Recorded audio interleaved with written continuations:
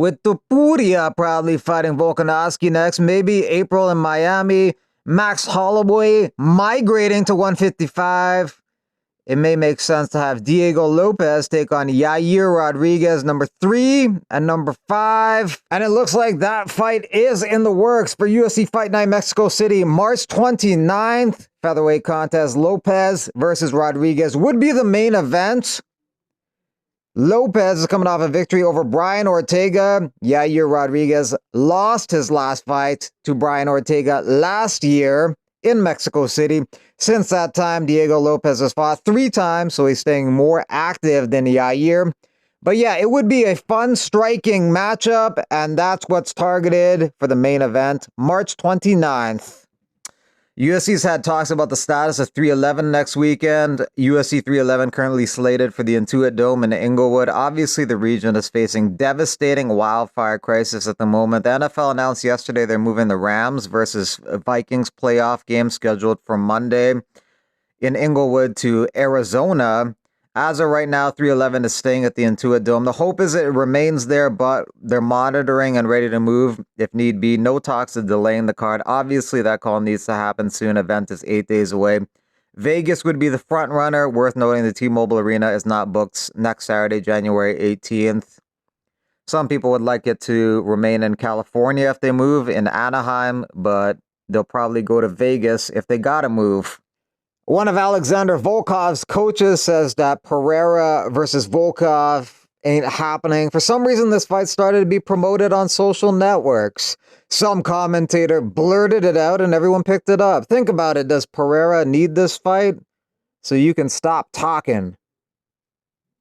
So maybe Pereira will fight Magomed Ankalaev next. That's the fight that would make sense to be made next.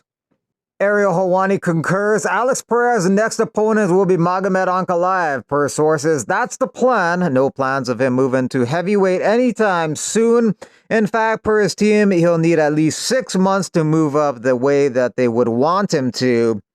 Maybe the only fight he would take would be a title shot against Aspinall. Most people thought Volkov won that fight with Gane, but the judges gave it to Gane. Gane is now rehabbing his foot from that fight. He said he injured it in the first round, so he's out for a little bit. As far as Volkov goes, he's looked really good in his past 2 fights against Gane as well as Pavlovich, so who knows what's next for him. Couple fighters missed weight for Saturday's card. Ihor Potieria weighed in at 188 pounds, so 2 pounds over. Jose Johnson missed weight at 128.5 pounds, so missing weight by 2.5 pounds. So Jose Johnson and Potieria will be fined. Jose Johnson weighed in above the flyweight limit at 126. He forfeits 20% of his purse to his opponent, Felipe Bunez. Potieria weighed in above the middleweight limit at 186. He forfeits 25% to his opponent, Marco Tulio. Potieria estimated to be making $50,000 per fight, so Marco Tulio will get maybe $12,500. Jacoby Smith takes a short notice fight against Preston Parsons Saturday, replacing Andreas Gustafsson.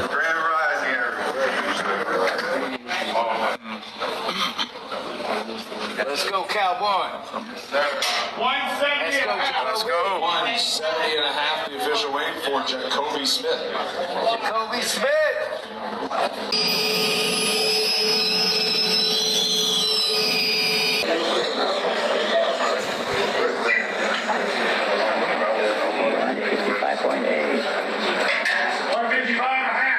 Let's go. Kenny Mazid Nutella Badi Say Mo Karib.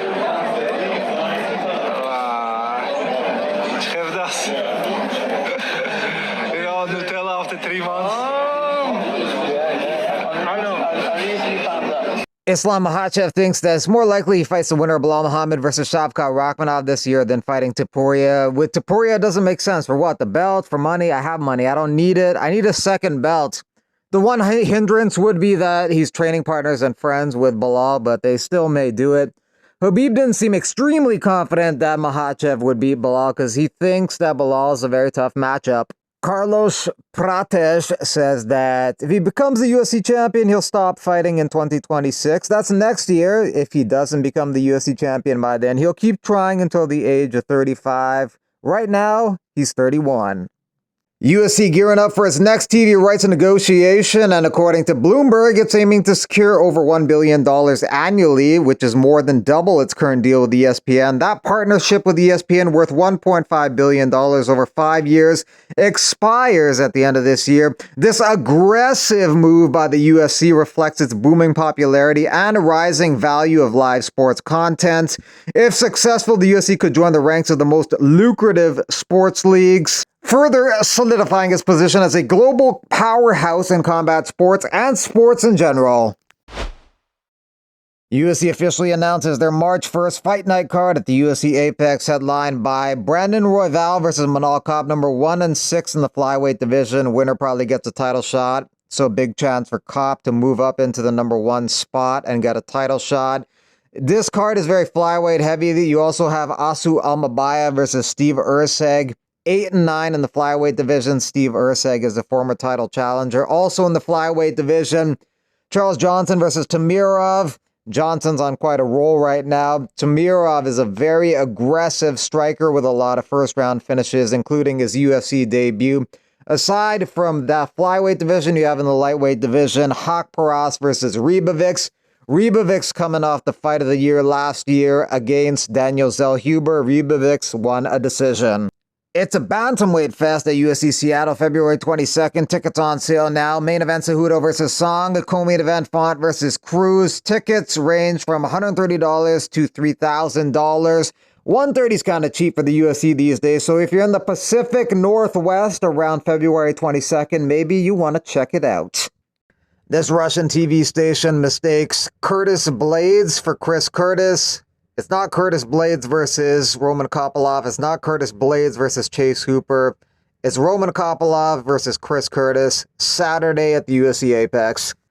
There's allegations of Tim Kennedy making up war stories. Every time I met Kennedy, all I could think is, goddamn, this man is so inauthentic, it feels like I'm talking to a white girl getting ready to make an IG reel. Would make a solid politician, but he's a real nice guy. Internet trolls or legit accusations.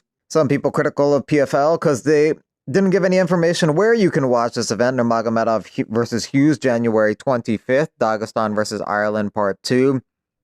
You could watch it live at the Coca-Cola Arena in Dubai. Tickets range from around $2,400 US for the most expensive seats, and the worst seats in the house are around $53 American. There's two types of people in this world. One that are afraid of the snow. Snow may be soft, everyone else may be soft, but we're not. Now get that fudgy camera out of my face because I came here to work.